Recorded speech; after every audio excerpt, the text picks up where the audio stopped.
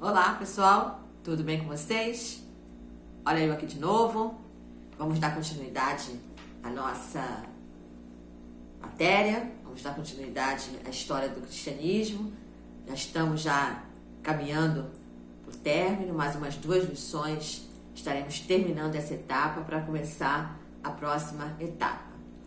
Mas hoje nós vamos continuar a falar um pouquinho sobre a Reforma Protestante e vamos falar basicamente sobre Martinho Lutero. Como já adiantamos na última aula, falamos um pouquinho sobre ele, colocamos algumas coisas lá, depois vocês podem ver lá no grupo, sobre a biografia de Martinho Lutero. E na lição 12, da página 68 da sua apostila, você vai encontrar lá algumas coisas basicamente sobre Martinho Lutero e a reforma da Alemanha. Como você sabe, Martinho Lutero ele era um monge católico, ele era teólogo da Igreja Católica. E qual foi a grande dificuldade que Martinho Lutero encontrou, que foi basicamente o pilar da Reforma Protestante? Foi quando ele viu nas Escrituras, observou nas Escrituras que a salvação é pela graça, mediante a fé, e não uma questão de você comprar a salvação, comprar o perdão do pecado, comprar o arrependimento do pecado, né? Porque o que estava acontecendo era exatamente isso. Se você leu a página 68 lá do seu material, da sua apostila, você vai ver que a igreja estava ensinando naqueles dias que mediante a compra das indulgências, ou seja, você comprando a absolvição do seu pecado, você estaria salvo, você estaria liberto. E isso vai totalmente a palavra de Deus. Foi aí que Martinho Lutero, explicando que aquilo ali estava errado, explicando aquela situação toda, ele foi lá e colocou lá na porta da catedral, né, as suas 95 teses, alguns falam 93, alguns falam 95, explicando a questão lá dessas indulgências, que aquilo ali estava errado. Então ali, queridos, ali foi basicamente o início mesmo da reforma. E com isso, a coisa, né, explodiu, digamos assim. A coisa tomou assim um caminho sem volta. Porque depois de Lutero vieram outros, e depois de Lutero, o Lutero rompeu ali com a Igreja Católica. Lutero, ele rompeu.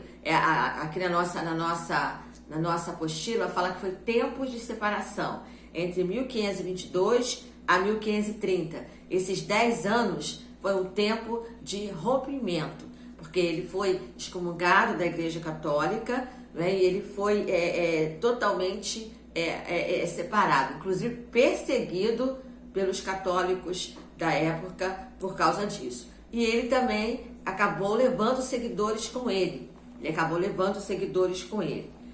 Ele foi abandonado por muitos, porque viram nele um herege, porque além de ele se separar, né, da Igreja Católica, digamos assim, dele romper com a Igreja Católica, ele se casou, porque ele viu na Bíblia, no contexto bíblico, que o casamento não é nenhum pecado para o sacerdócio. O sacerdócio pode acompanhar uma vida de casado, não tem nada a ver com o celibato. E ele casou com aqui na apostila, né, fala sobre ela, Catarina, e qual ele chamava de Kátia, e com ela teve 6 filhos. Ele se casou, teve uma vida, né, foi pai, esposo, uma vida normal, teve uma família. E com isso a coisa foi crescendo de uma tal forma que acabou criando a igreja luterana.